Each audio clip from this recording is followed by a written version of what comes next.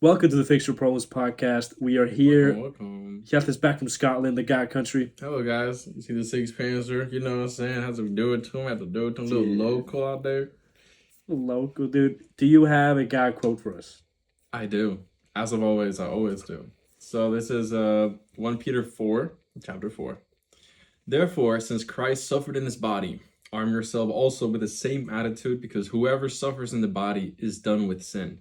As a result, they do not live the rest of their earthly lives of evil human desires, but rather for the will of God.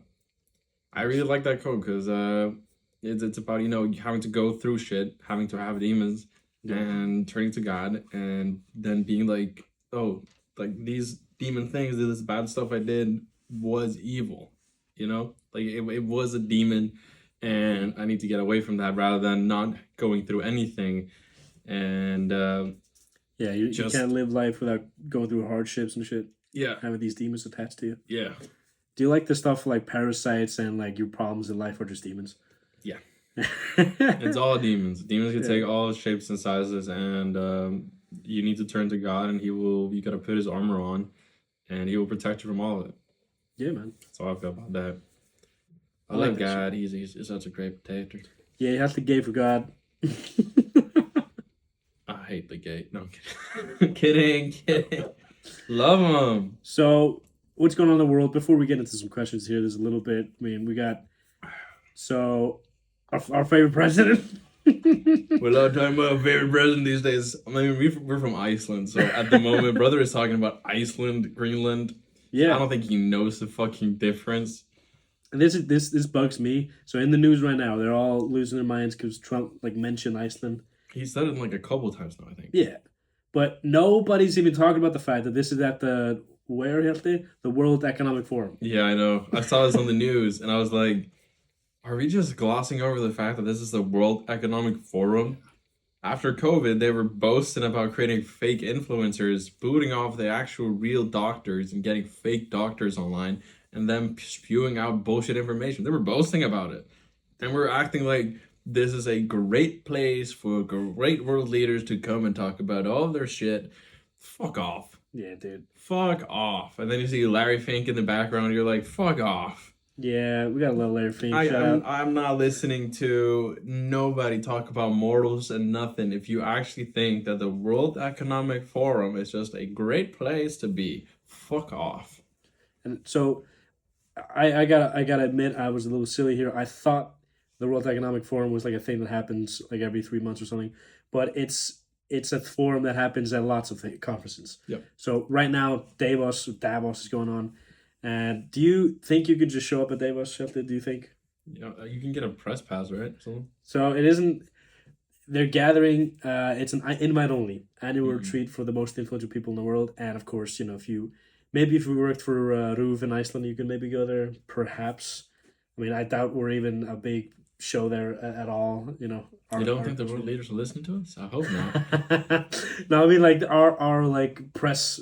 Shit. I don't think there are a big presence in there, but. No, but there are some Icelandic people that have been going pretty often. Okay, that's good. Some politicians and stuff. Oh, wow, okay. That's not that good. I mean, we know like our president, she had a big connection to the WEF, right? I mean, she's friends with some Ellison something, right? Oh. No, not him. The Virgin Atlantic guy, I think. Yeah. What's the fuck is that guy's called? Again? Bronson something? Branson, yeah, Branson. Yeah. Richard Branson. Yeah. I know Kadin Jacobs, he went to a couple of them, and a lot of politicians have actually gone to it. I think it is the meeting that a lot of politicians go to, but it's also a cesspool of horrible people. And I know for a fact that the whores in Davos make a lot of extra money during this time. Oh, the whores? Yeah, not the horse? Whores. The whores make a lot of extra money during this time. Damn, yeah, it's you can like look this up. You can see all like when all these fucking private jets, like the most amount of private jets in the world, like move around these times, and then like the whores, the amount of money that must be flowing through them right now, it's amazing. Yep, a lot of politicians semen. Hey, shout out to our sex workers out there. You got to work hard. Get that day, brother. Or queen. Brother, queen. I mean, those politicians are into some weird shit. Yeah, I mean, you remember in COVID, like It's weird. Like from since like 2020, like now we're all supposed to like just worship sex workers. It's totally normal, Yeah. totally cool. Yeah. So I think also like with his OnlyFans stuff that's being sold to a yeah, lot of younger women. Saw some weird statistic that about 50% of 18 to 24-year-olds in California have it. I don't know about that. I don't 50%. fucking know about that though. But you see these like the top models and they're like, Shit. hey, I get millions a month. I think it's all FBI backed. I think this is Oh, all for a real? conspiracy theory, and they're trying to outsell and trying to show you that this is a viable way. You guys should go down this path Yeah. to turn us further and further away from God. That's what I think. I mean, there's definitely got to be some big money moving in there because, I mean, it also is like if we were 18-year-old girls and being like, all right, yeah, we see all these women making millions of dollars, but probably 90% are making like less than you probably would at working like A anywhere. regular fucking job, yeah. Yeah, yeah, and like you, You're selling your cooch for $10 online, and nobody's buying it. You know what I mean? It's like it's horrible. I think it's a dream that's been sold to a lot of women. Well, yeah, like I have this body. Who cares? People can see when I'm at the beach, anyways. You know, like this bullshit. yeah. And then they get no pay from it. They can't get a job anymore from it because that's online. And I don't think a lot of people want a person in a high place where you can just look at her cooch online for $10. It's gotta You be know what so I rough. mean? Yeah. So I think it has ruined a lot of lives. I think it's another psyop. I think it's all FBI CIA backed. I mean, it is literally so. The owner of OnlyFans, well, he actually bought OnlyFans, I think, in 2021. Yeah, so Leonid Radvinsky, the Ooh, billionaire owner of OnlyFans, he's worth more than 1.9. Wait, oh no, oh my God, Jesus Christ. He's earning about $2 million a day back in 2024. yeah, Jesus yeah. Christ, Let's dude. have fucking money flowing through that system, man. Jeez. Oh, he's the founder of the campsite My Free Camps, which is pretty crazy. That's like a huge. Yeah, and then he purchased OnlyFans in 2021. Jesus, is it worth about 8 billion? They're not mentioning the thing we want to know here, Hjalte. They're Well, not. read his name again. So Leo Radvinsky. They don't even need to go into his background. Rudninsky, yeah, okay. I think he might be like Ukrainian or something actually, There but are a lot of Ukrainian Jews. yeah, that's true. All right, what do we gotta? We don't have to go into this shit every episode. We don't. We got some questions. Can I one thing though? Praxis, guys, look into Oh Praxis. yeah, that's what we were mentioning. If I can mention it pretty shortly, it's a company that wants to create a bunch of private cities. I think the creators have already made one. I don't think was it in Honduras? It's somewhere in South Africa. But in November 2024, they went to Greenland, Oh yeah. talked to some politicians there, and they really wanted to build a base there. Who was one of the biggest backers of Praxis? Our favorite guy, Peter Thiel, who Our does Peter favorite. Thiel support a lot and has been doing a lot for government. Let's not say that, but let's go into questions now. Just Google it, guys. Just Google it. And to mention what Hefta is talking about, so the Honduras City Project, located on the island Roatan in Honduras. So it's a charter city, and this is how they always like they gotta have these little names for these cities. So it's a zone for employment and economic development. Yeah, it's for tech billionaires and like that sort of. It's like a cesspool. Yeah, It's just another Epstein Island thing, and they have their own private wait, city. for real. 100%, bro. All these guys are so fucking weird. Oh shit! So the Honduran government has moved to repeal the law that established these zones, leading to an $11 billion lawsuit filed by the backers of this Prospera project. Yeah. Jesus. So yeah, they didn't like it once it was set up. No, of course not. What even is the Fuck. GDP of Honduras? Praxis Society. It's a wait. We might be fucking up here. 7.09. That's We might be connected to dots here that are not even connected. So it says here other related notes are the Praxis Society, which is the thing that's backed by Peter Thiel. But it's a aim to build a new separate network state city, often focusing on Mediterranean locations, which is islands, and all these people own islands in Mediterranean Sea. Yeah, I saw Sam Altman as well. Nice. Has been investing in some of these companies. It's just yeah, no. Fuck no, and these tech bros that are just weird start investing in private city stuff. It's like, what the fuck? And then when I learned that Praxis specifically went to Greenland in November 2024, talked to politicians, and want to build a base there. I was like, yeah, fuck you.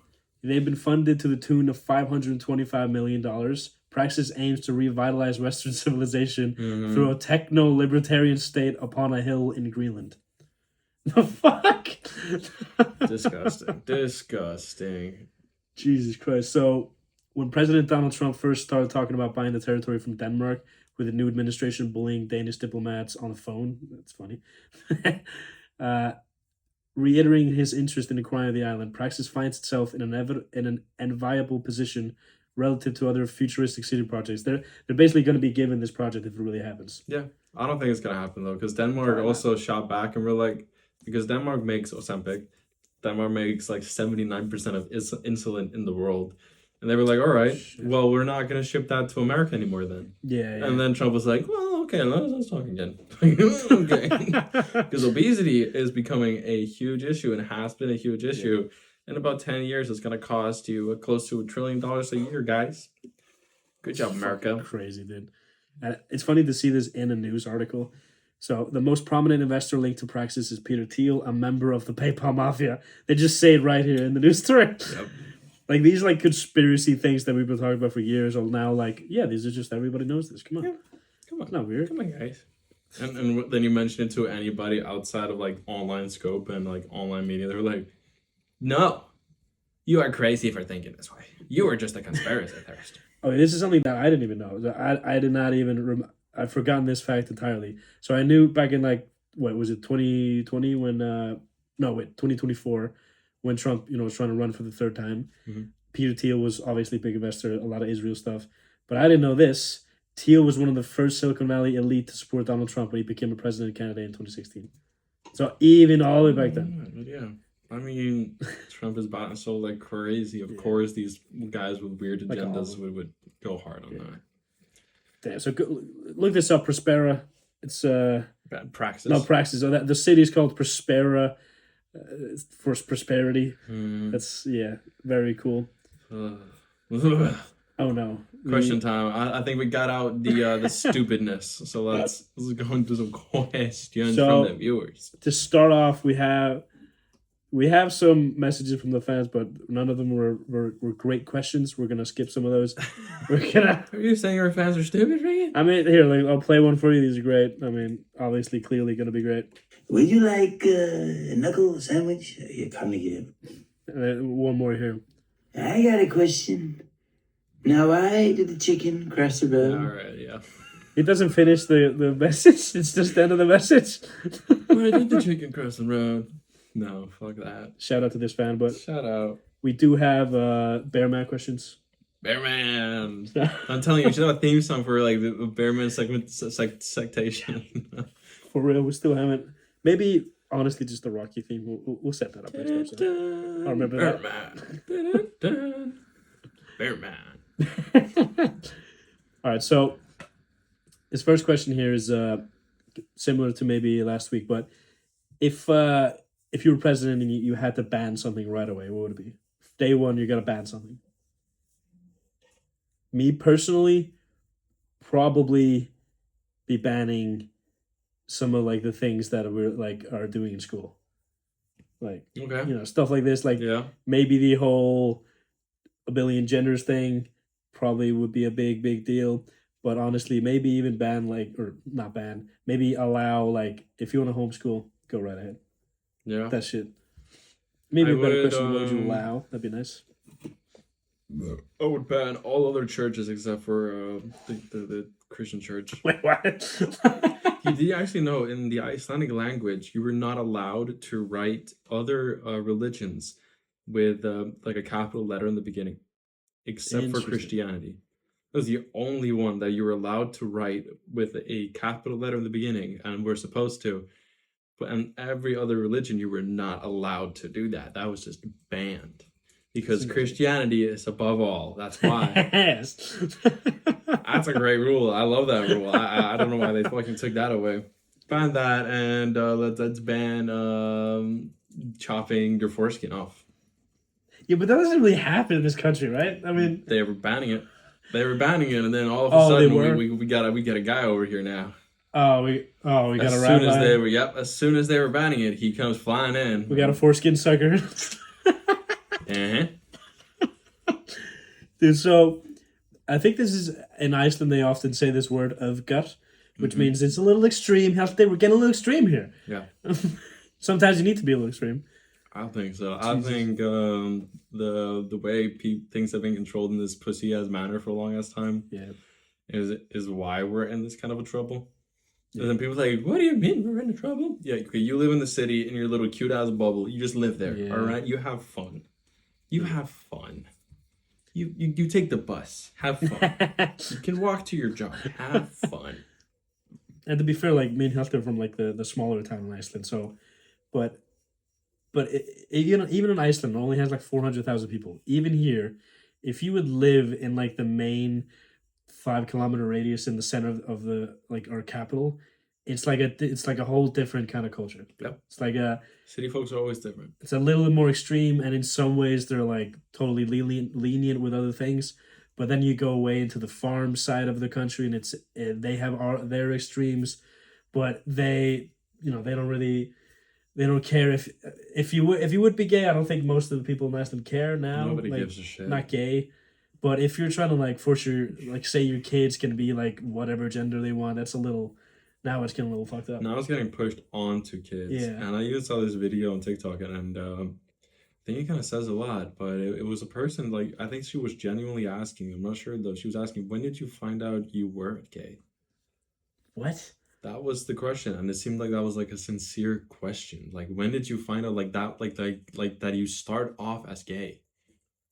What the fuck? You know what I mean? Like, that's how deep this indoctrination is. It's like, you think we start. I mean, absolutely. If you're born gay, you are gay. Yeah. But when did you find out? I don't think being gay is the baseline. No. God wanted us, yes, to be with a man and woman. Like that. That's how marriage should be. But at the same time, like, yeah, Can't create kids with 2 dicks, man. You know what I'm saying? Know what I'm saying? I mean, eventually we got to get some of our gay friends on this podcast so they can also agree with this. I'm down. I mean, I have a gay, very Christian friend. Yeah. He's married as well. Mm-hmm. So, I mean, if he'd be down to, he can. I don't think he would be though, but yeah, he's awesome. I love him. I went with him to Scotland. Yeah, speaking about Scotland, tell us. So last episode, he was leaving like literally like 10 hours later or whatever. Yeah. Gone. So how the fuck was Scotland? It was fucking awesome. I mean, it's January, and if you're from Scotland or from the UK, you're gonna be like, well, then the weather was shit. It was better there than here. Yeah. And it was very similar. Like, gray skies, but they Sure. didn't have a lot of wind. We have a lot of wind, at That's least the big here where we are at. There's just no trees, no really big buildings, so it's just you get hit by wind. Yeah. And yeah, it was nice. There was people around. I think it was mostly locals during this time of year. Like, my hotel, I had to, like, it had shitty ass Wi-Fi. That I would have noticed. Like, even the mobile data was shitty everywhere. Oh yeah. And but like, it was almost like nobody was on our floor. I heard people coming in and out because I had to work in the hallway Oh yeah. by the elevator to get actually some good Wi-Fi. I thought you were working like on the shitter, like on the toilet. No, I went into the hallway. Was sitting in the stairs. I probably could have gone down to the reception and sat on like this thing there, but I just didn't want. So I heard people coming in and out, but nobody came to our floor. So a lot of less people there, but it's a beautiful, beautiful place. It's very gothic, very olden style, very much like brick.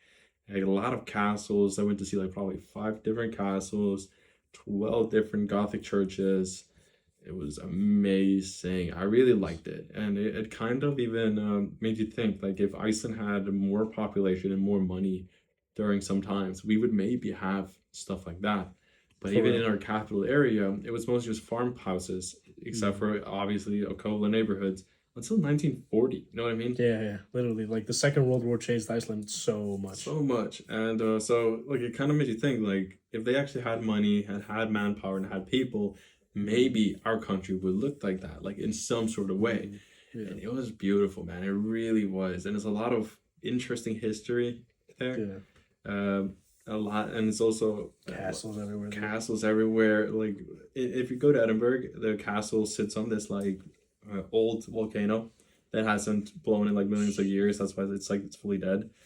And right below it, you would think, like, first when I came, I thought, okay, there's probably like water running through here. because they had like this train station like right beneath, and it's like really far down. Then you have like this little hill, and then trees on the other side. So you think that would be the place for it. No, they would. That's where they threw the shit. Wait, what? You know what I'm saying? Like they didn't Over have the toilets hill? back in the day. They would just throw it down the hill. And they would throw, like dead animal carcasses, dead human carcasses. They would they would throw witches. Scotland had one of the most like witches trials in the world. So they would throw witches in there. What they would do often is that like there was some water in there from pee and stuff. Oh, yeah. They would I think throw them in, and if their body floated, that would be proof. Yeah. And then they were witches. On some fucked up shit. I also went on this ghost bus tour. I kind of recommend it if people go there. I kind of do recommend seeing it. It's kind of funny. It's a little bit gimmicky. Like the guy has like white contact lenses, and it's kind of like a little bit of a show. And I don't know if all the stories were true, but it was kind of fun. It was. Ghost tours are awesome. Yeah, and there's a lot of them there. Yeah, a lot of them from the cemeteries. There's a lot like grave robbing was really big there. Oh yeah, shit. Like really big, because in Edinburgh, I think specifically, or in Scotland at least, at a certain point, I don't remember when in history this was, or when he like the tour guide said, but I think it was like early 90s or late 1800s. All the doctors in the world were like 70% of them came from Scotland, or like came from this university at least. Like doctors would go to this university, but the schools would only get 1 to 2 human bodies a year to go through. Damn. So they had a little policy: you could bring a body, they would give you 3 months' wages, or a whole year wages, no questions asked. Fuck. Yeah, so there was a lot of grave robbing, and so it was fun listening to the stories about that. Like they would have to build like guard towers to watch out, to make sure they weren't coming in. Yeah. And these 2 brothers there, I don't remember their names, but they started just full on killing people. Yeah, I mean, they were like, "Yo, this is a fucking business." They would just why were they bringing bodies to like get money from, like, so to the doctor, like to the school, to like the school. I mean, this I think thing. they've like in I've been watching a lot of Frankenstein movies for some reason, and they this is like in one of the movies. Like, you get money for bringing the bodies, so definitely just keep murdering people. And well, I mean, a lot of the time they would just get like a grave that was maybe like a couple hours old, or maybe a day. Yeah, but that was a big business there, and there's a lot of like other weird stories there. I would recommend the Ghost Bus tour. We kind of missed one tour. We were going to go on a day trip to Loch Ness, take a little boat ride, do a little cool thing. But I accidentally ordered it, I think, from like a town that's 30 minutes outside of Edinburgh. I accidentally did. And we get to the trip spot, because they also like gave me the address of the one in Edinburgh. So I was like, I just thought, I'd be there. Yeah, shit. That bus left like 15 minutes before we arrived. But when I got there, they were like, but we have a tour that's leaving in 15 minutes. It goes to 3 castles, goes to this town, this town, and this town. And it's also a day trip up. We were like, fuck it. Yeah, so we actually got a trip out of it. We did. Nice. And I asked them, like, okay, so we leave Edinburgh, right? Like, we go to countryside. They're like, yes. I was like, okay, that's the only thing I need. Yeah. We'll go. And we went to the castle where they recorded all the scenes from Monty Python, The Holy Grail, which is fucking, I love that movie. Such a good movie. Actually, in Scotland, they don't have that movie on Netflix. What? In Scotland, they don't have Monty Python on Netflix at all. Not one. I mean, Netflix does this shit all the time. Like, you go to the U.S. and like, you can't watch these huge U.S. movies. Right. What the fuck? It's like, what is this? But yeah, that was cool. They went to, I think it was technically called an Outlander tour. If you watched Outlander. Oh, I have that shit actually in my drive. Yeah, I haven't watched Outlander at all. No. But that was cool though, like just going to the countryside, hearing the story, hearing about Queen Mary, the Queen of Scots, and other shit like that. It was awesome. It was really cool, and I love the Gothic architecture. Oh yeah, it was fun. It's so beautiful. Whiskey is so good there. You went on like a whiskey tour, like at Johnny Walker. Yeah, there's a Johnny Walker experience there, which is apparently the only Johnny Walker experience you can go to in the world. Really? Yeah, and we did this like thing where you taste 6 different whiskeys. It was Black Label, Gold Label, one thing I don't remember, then Green Label, and one called Experiment, which you can only get there. Nice. And then the Blue Label. I really like the golden label and blue label. Those are my two favorites. Experiment was fucked up. Like, No, but it was No? just like I don't know. It just didn't. I don't know. no, It also like whiskey kind of feels like obviously if you're very trained in whiskey, and I just am not. yeah. You probably like can feel the difference a bit more. Obviously, like when it was more smoky, I could feel that. Mm. When it was a little bit more honey, I could feel that. But you kind of gotta swirl around, and it creates like this line on the glass. And when it drips, it's called the whiskey's tears. And then you Oh, yeah. smell it, and you kind of gotta swish it around in your mouth, and then Yeah. like drink it. Like it's a whole like kind of like wine, but with Yeah. wine you actually have different like full on different flavors. But with whiskey, I just feel like it's whiskey. It's more smoky or less smoky. Is it more in my throat or not? I don't know. But then you read about it online, it's like peppery, vanilla. Yeah. It's like, Ooh, I can taste the pepper. Like I hate wine. I hate the taste of it, but I've definitely had whiskeys where like, oh yeah, I can taste some of that. mm, But I obviously have older brothers, unlike Hjalti, so I've drank a lot of whiskey with them. yeah, And it always starts, at least most guys probably know this, you maybe have your first whiskey glass and you're like, Jesus, this is so strong, it's disgusting. mm-hmm. But when you like sit around with guys and talk and, you're in the war room with Tristan Tate, you got the blue, you got the blue label. Little label Johnny Walker, you gotta get it. Shout out to Jordan. What's that guy's name? The fucking Jordan Belfort? No. Luke Belmar. Luke Belmar, yeah, sorry. Shout out to Yeah. Luke Belmar. What's he up to nowadays? Kind of similar shit, I think. Tate and Luke Belmar had, I think, the same marketer for a very long time. Like when Tate was getting really big and it kind of became like a cult, he had the same guy, also Luke Belmar, do some of his stuff. That's why he kind of like a little bit was kind of like baby twisted like Tate for a little bit. Yeah. But I think he just stopped. And Luke is also, I've heard, not the best stuff about him. His brother, though, is awesome. I've heard, like, the biohacking guy. Yeah. Heard awesome things about him. The But guy that's doing splits with Yeah. Worm. Yeah. We're back from technical difficulties because we mentioned Scotland. This is how it works. Scotland! But, so you're back, man, and would you recommend people go to Edinburgh? Yes, I really would. If you're not there for sunshine and tanning on the beach, absolutely. It's rich in history. If you like churches and Gothic style housing and castles, I really recommend it. Yeah. If you want a little bit taste of Iceland too, I kind of recommend it. Like Scotland as well, because the environment and weather is very similar. Like if you look at the mountains there, they all kind of look like Icelandic mountains in a weird way. Yeah. Like if you know what I mean. The Highlands in Yeah. Scotland. I I'm really looking at it right recommend it. And one thing we did notice that was kind of funny is that when we speak fast Icelandic, as we kind of do here in the southern part, the southern peninsula, some of the Scots would think that we were speaking like the Highlanders. Really? Yeah, because the lowlanders are people like in Glasgow and Edinburgh. They don't understand the Highlanders, or like people in Aberdeen or higher. They just don't understand them. Damn. So when we would speak fast Icelandic, they would think we just had a really horrible fucking accent. And even we met these two older Icelandic people who have traveled to Scotland often. They were unsure to say hello to us because they also weren't sure. That's hilarious. But we had a funny conversation with them. Like we met them like an hour after landing because they were also waiting to get checked in the hotel. You can't check in until 2 p.m. Right. And his wife was the I think choir teacher for the Icelandic choir, or something like What? that. So the Icelandic church choir, As well. right? Yeah. We were like, what the fuck? Interesting. So that was funny to meet them there just like an hour after landing. That was cool. And it's only like a 2-hour flight from Iceland, 2 hours and 10 minutes. That's it? Yeah. 1 hour 50 on Damn. the way back. Damn, that's nice. Yeah. It's an hour 50 on the way back. Bro, it was so nice. I just That's took up the Steam Deck, which is playing there, and then it's time to Wow. land. I was Yeah, like, man. all right. Awesome. As well. Yeah, if you Google Highland Scotland, it looks like Iceland. It's great. Right? The nature there and almost everything, it really looks like Iceland, and it makes you think, like I said before, if Iceland had money and actually a lot of people here at the same Yeah. time, then maybe Iceland would kind of be more like that, and that is like, oh, that's pretty fucking cool. Like, this is an interesting thing. Like, have you seen that?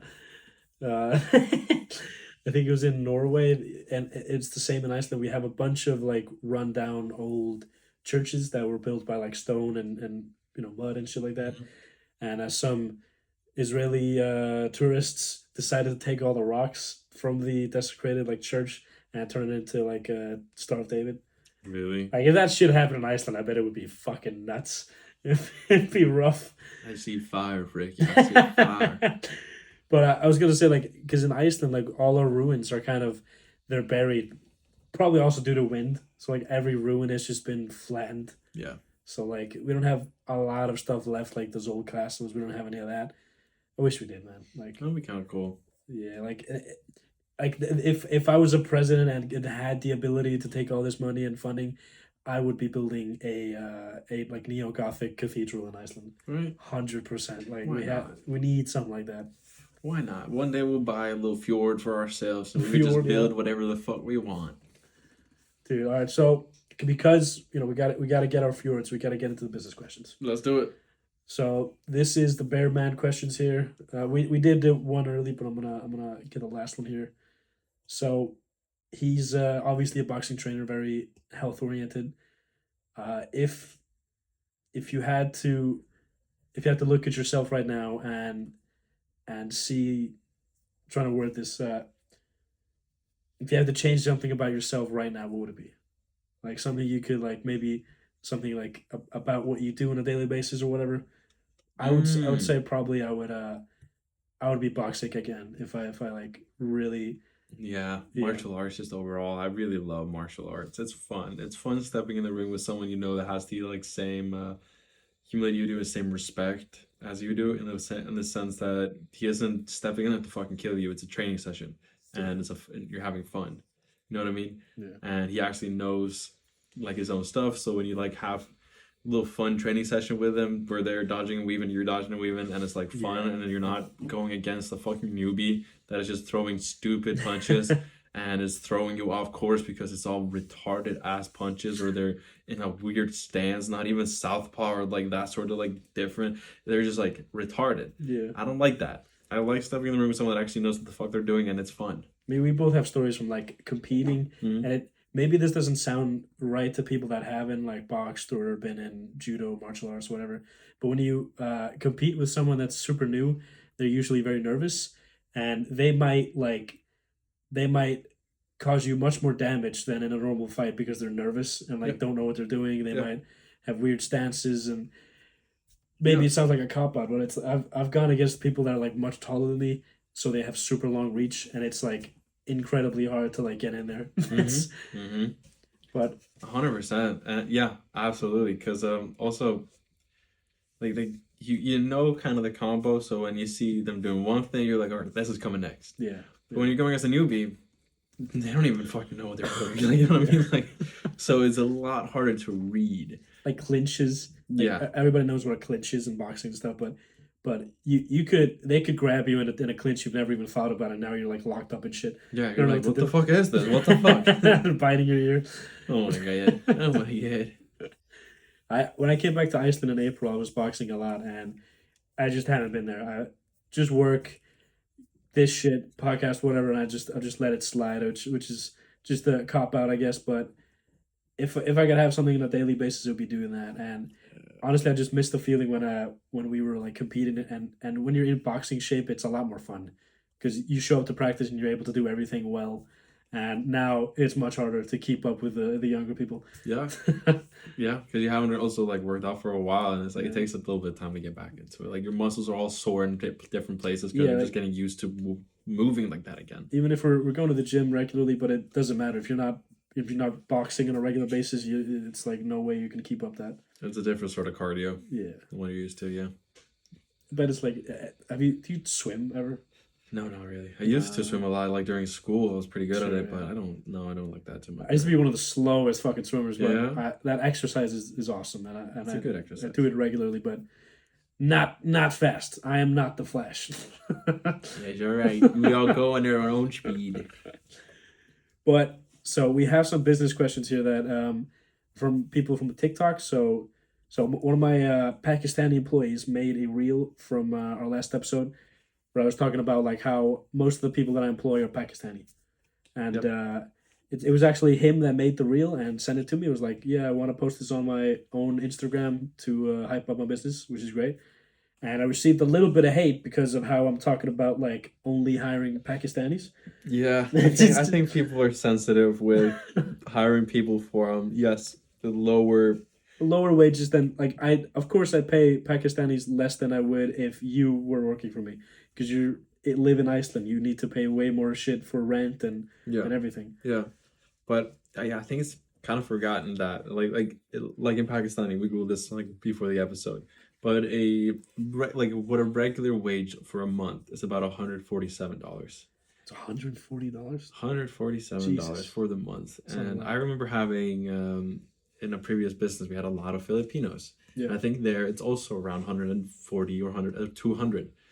We had a bunch of people making way more, like a that's right. thousand, 1,200, even like a year's wages in a month. That's right.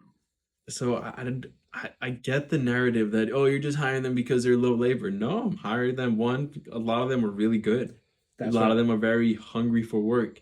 Like you even mentioned the episode, and I saw some of these comments. I was like, did they even like watch the clip? Like Yeah, the reason why you like the Pakistanis they're specifically, hardworking, they're hardworking. Yes, driven. they are cheaper, but they're driven and they are like you said, they want to bring their friends in as well. Like, hey, I have a friend Yeah, that does this and like that. Like they're very much like about that. And I don't see anything wrong with it, especially if you're yeah. paying them pretty good and you have a good communication with them, and it's not like you're just slaving them away with your whip And like for their minimum of wages. Like, no, you're this is a story that you have to tell me about someone. I'm not gonna obviously mention who this is, but let's do it on the flip side. What like the absolute worst way of doing business like this, where he was hiring people from I believe Upwork or something, Mhm. and on a lot of these websites you can hire people and they can start doing the work before you pay. Yeah, like I think they had a promo where you got like a week or a month where like you basically didn't have to pay them It's in a crazy. way, and And he what he just was doing was just doing that, hiring people, and then ghosting them. It's fucking nuts. yeah, he would just like change email and rotate every month. It's Yeah, no, crazy. that's horrible, and I know this person has seen the wrongdoing today Yeah, and has had people on payroll for a long time. that's good. That's good. Yeah, no, that's. I mean, you could go that route, and there absolutely are people that would, but Hmm. if you know yourself and you know the type of people you're hiring and you aren't like a fucking slave owner and you're paying them wages and like I said, we had people making a year's wages in a month. That's awesome. You know what I mean?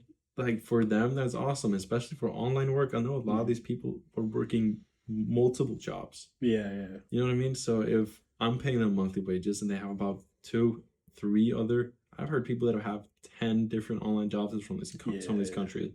They're making almost a year's salary in a month from their own country. You know what I mean? Like these people are hardworking and I don't see anything wrong with it. And to me, like, I'm sure there are obviously hardworking people in every country on earth, of course. Yes. But a lot of people I've hired on Fiverr that are from Europe are way less driven. They Mhm. don't answer as quickly. They're not like a lot. The great thing with working, at least the Pakistanis that I work with now, I usually have at least maybe 4 or 5 employees most months, and I would say I have 2 guys that I've been working with for a few years now, and I'm pretty proud of that. That I've been able to pay some of these guys 100, 200, $300 a month for years now, and that might not seem a lot to people that live in Iceland or America or whatever, but that's a ton to Pakistanis and Yeah. that live there, man. So Yeah. and like I didn't share that, and the people that watched that last TikTok didn't get that context. But I've gotten messages from the families of these people like around Christmas, like, "Hey, this is my mom. She's praying for you. She wishes you well." Awesome stuff like this. So Right. I'll just stay proud of that. But we do have another question here. So like, it's great to get some stuff from TikTok because we can break down what we have to do. So the first one here is, what business are you in? So let me ask you, Hjalti, what could you break down your business a Um, little bit? Web solutions is like what I like to say. Uru.ai is my website. If you want to check it out, go into work on there. You can kind of see my portfolio. But mainly at the moment it's Facebook and Instagram ads for clients. And but I do websites, I do apps. I've made custom CRMs. Last night I even made like a workout app for myself. So I just wanted it all be in like one place and just kind of keep on a schedule Hell yeah. and just anything online related I'm really good at. So I just created a whole business around that. Go to uro.ai. It's such a cool website. It's a Check fun that shit out. website. I like my portfolio section on there. It's getting better, and I kind of want to learn. I have a couple courses I want to get better at, like Framer and Figma. Those are two things I want to get better at, and so I'm doing courses on that to like up my stuff. And Yeah. if you check my prices, you don't need to look at them. Just contact me. There's a contact form on there, or email me, hjalti@uru.ai, if you wanna ask me about what I can do for you. But Facebook and Instagram ads, that's what what I've been doing mainly. But I can do anything. I've also made some websites for a couple companies. Fuck yeah, dude. What is my business? I've been running a media creation business.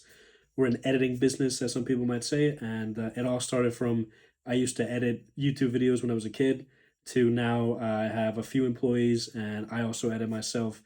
We do YouTube videos, podcasts, TV shows, lots of ads, and I also work a lot with Hjalti. We run tons of ads. My business handles more of the creative stuff, and Hjalti is the real brains behind the operation and running all the ads.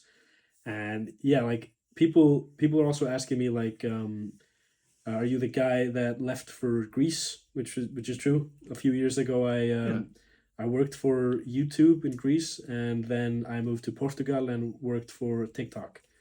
And I'm not supposed to say that I worked for those companies. I don't care. Yes. But when I moved to Greece, I've edited stuff for years, and when I moved to Greece, I had a goal of like, all right, I'm gonna move here, work this job, so that I can eventually start my business.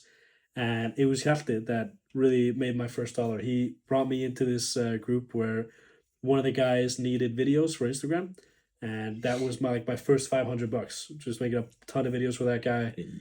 So owe it all to Hjalti. We gotta appreciate your friends around you, and I mean, if you are like one of people like me and Hjalti trying to do stuff online, it's the most important thing that you can find people that are also trying to do this. It's much easier that way. Yeah.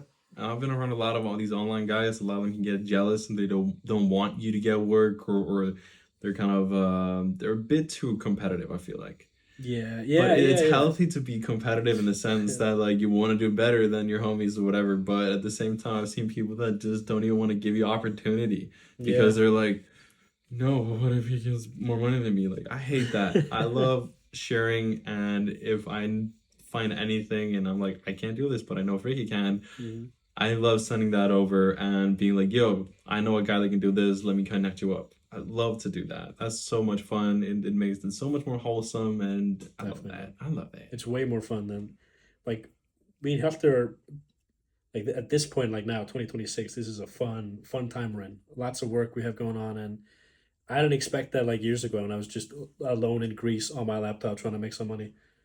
And 4 years later, you're still out here kicking. hell yeah, dude. I've received some messages like DMs on TikTok from the last TikTok where I talked about my business, and it was a few guys here in Iceland that are like clearly great editors, Okay. like and they seem to be doing the same thing that I did myself, where you know how to edit, so you start making content yourself, and instead of trying to edit for people, you try to make money by getting views and hoping that you can get the TikTok Creator Fund or the YouTube Fund Yep. or anything like this. And I would say to these people that if you would focus half of that energy into reaching out to people, you'll make way more money way quicker.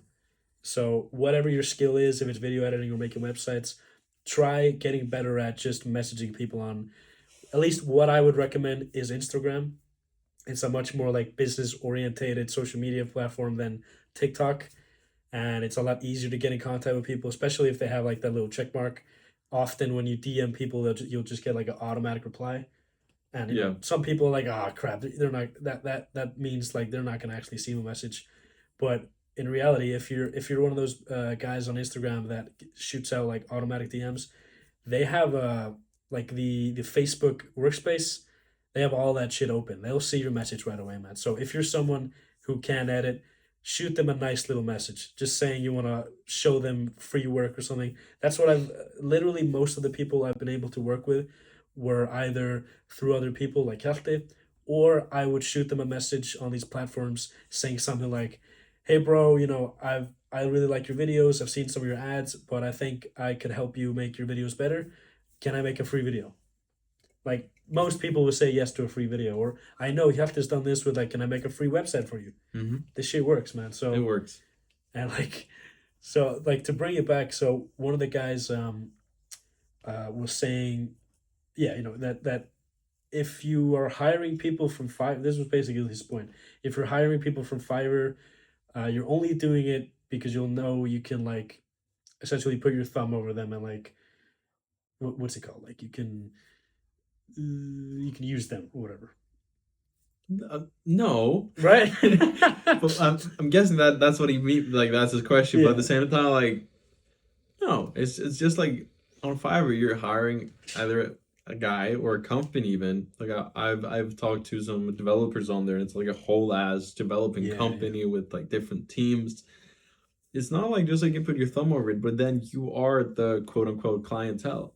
yeah. And clientele has a certain type of demands, and if demands aren't met, you obviously you you're gonna get a little pissy about it. And yes, putting your thumb on them. Uh, if you want to look at it that way, absolutely go for it. But I think it's a horrible way to look at it. I Well, think that is just the backwards way to look at that. and probably, I mean, these are just comments and shit.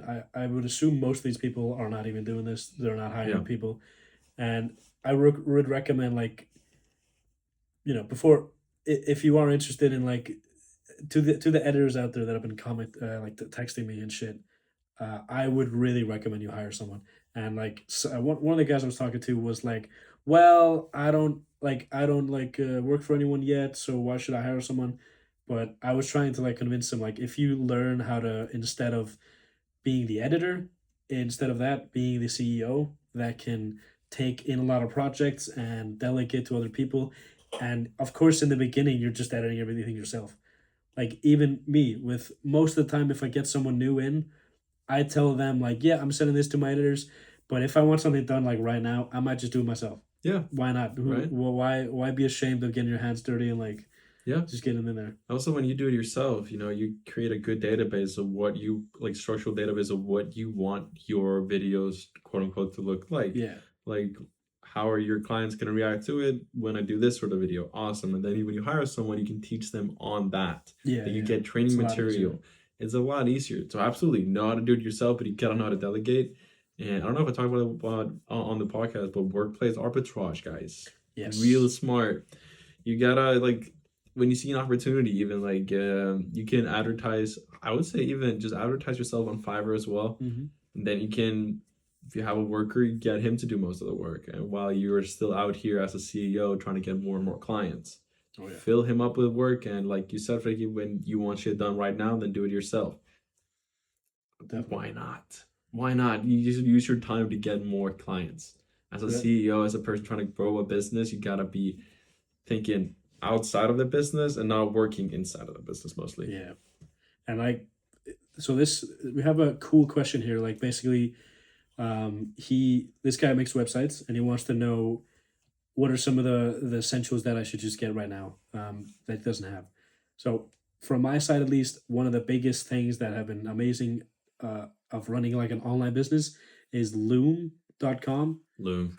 Yeah, everybody knows Loom in this space, and so Loom is just a free. It's free for so you can record basically your screen and your camera. So you can either what I do is just I have the Loom app, so I just open the app, click record, and it records your screen, records your camera, microphone, everything, and then you get like a nice little link you can just send to your editor or your client or anything like that. And this is like absolute necessity for me because when my editors send me work, I have to send them these videos of like, hey bro, can you make this change? Can you make this fix? And even when clients are like asking, can you make these changes? And I'm not sure what they mean, I can create a Loom video and just go over the video and be like, are you sure about this? I think this could be better. And also on other sites, I get Loom videos from clients all the time. And that's super helpful because instead of just typing stuff, you can see their faces. You can see, oh, they're pretty excited about this part of the video, but this part they really don't like. Mm-hmm. It's all very important. So it's free as long it can only record 5 minutes if it's free. Yeah. But it's about $15 a month. That's something I definitely use. Google, at least for my business, is Google Workspace. So that's, I have obviously business emails and shit, but Google Drive is super important if you're doing a lot of things online, but especially video, because like I have 3.5 terabytes worth of shit in my company, Yep. and so I pay a lot to work Google Workspace. What's some other things that you might have been using a lot? I mean, Loom. I think that's a great point. Yeah, I mean, at the moment in my business, it's just me. And what yeah, I use for website building is a lot of AI tools. So Lovable, if you're doing websites and Lovable. apps, I love using Lovable. It's a very good tool to at least get like a base idea out. I know some people like to use Cursor and some other stuff. Absolutely use that. Zapier, learn how to do automations. But Google Drive really is Yeah, the best tool. Learn how to put up some Google Sheets and yeah. get Everything in good the with your Google Space thing. documentation, and Drive just overall Mhm. is, yeah. It's needed. I think you hit it on the nail, nail on the head with Loom. Loom is number 1, 2, and 3. And like to the media creation people out there, this is my recommendation. I know I get like I've gotten a lot of people like that's crazy. Okay, Photoshop. One thing that I don't pay for is Adobe. I hate paying. I will never pay for Adobe. Okay, I'm just saying that right now. So I just use cracked Photoshop. It's not illegal to say that. You could just do that nowadays, and that's fine for me at least. And a lot of the my employees do the same because they're in Pakistan. It's very expensive for Pakistani to be paying Adobe like $50 a month to use these Yeah. apps. It's crazy. Like if you think even about the numbers earlier, it's $150 like a regular income. That's a third just for Adobe. Fucking Fuck out nuts. of here. And like Adobe is it's like a huge, it's like a mafia in Iceland and in a lot of countries. You have to buy specifically from the vendors in that country. So I would have to pay some Icelandic company to basically be able to use Adobe. I might be wrong. It might be changed now, but so I don't pay Adobe. And for my editors and me myself, we use CapCut. CapCut Premium. It's about $120 a year, which is nice. And a lot of people would say like, no, I have to use Premiere Pro. Sony Vegas is obviously not a thing anymore, but Da Vinci these days? DaVinci. I also have DaVinci, and I do use that a lot for when we shoot stuff, like record stuff, and we use a lot of DaVinci for that. But CapCut is it's a incredibly fast editing tool, and especially if you're doing social media videos. If you're doing vertical videos, use CapCut and save yourself a bunch of time. And Premiere Pro, in my opinion, is just a extreme waste of time. And you have to have a good computer to make it work. I obviously have a Mac, so it works. But I have never enjoyed using Premiere Pro. It's just a pain in the fucking ass. It is. I remember trying to switch from Sony Vegas to Premiere Pro, and I was just like, I don't like this. I don't like this. That's the thing. Like, if you were from the old school and you use Sony Vegas, CapCut is Sony Vegas Premium. It's exactly it feels the same. It's the best. I love it, and like they have been they have been changing a lot of shit, and I hope it like doesn't get worse in a few years. But right now and the last like 3 or 4 years, it's been fantastic. So definitely recommend that. And if you are like for my business, for example, we do Icelandic videos, and I can't use CapCut like auto captions for Icelandic, which sucks. So I would recommend capwing.com, capwing with a W. It's $25 a month. It's mad expensive, but it is the best like auto caption program I've used. And I have no experience in like French and Italian or whatever, but I've heard great things. So really recommend that app. Fuck yeah. Awesome. Do you have So any more questions? yep, we so we talked about our business a little bit. It's fun to talk about these things. Whee! We were supposed to get questions from Tommy again, but he didn't send them in. Oh, it's all right. That's all right, Tommy. Maybe next Yeah. time. So this is a question from a guy here. He's asking, do you get stressed over world events? Yeah, I Yeah. would say I do get stressed at a certain point, but then just have to remind myself that God has a reason for everything, and that me stressing about it, number one, doesn't do anything. And number 2, does this truly affect my day to day right now? Yeah. It might for some people. Like, I'm not saying that's a good mindset for a person in Ukraine or Gaza or some places like that, you know. But for me, is it affecting my day to day, getting to work, making money, yada yada? If no, I can't be putting too much time in it. Yeah. If it's not something that goes up for like voting, I'm not gonna I'm not gonna be able to have an opinion on that. You know what I mean? Like, it doesn't really matter. What really matters is just getting through today, making money, working, and being happy and praying to God. That's true, man. To end this episode with a nice little quote: yesterday is history, tomorrow is a mystery, but today is a gift, and that is why it's called the present. Yes, sir. Yes, sir.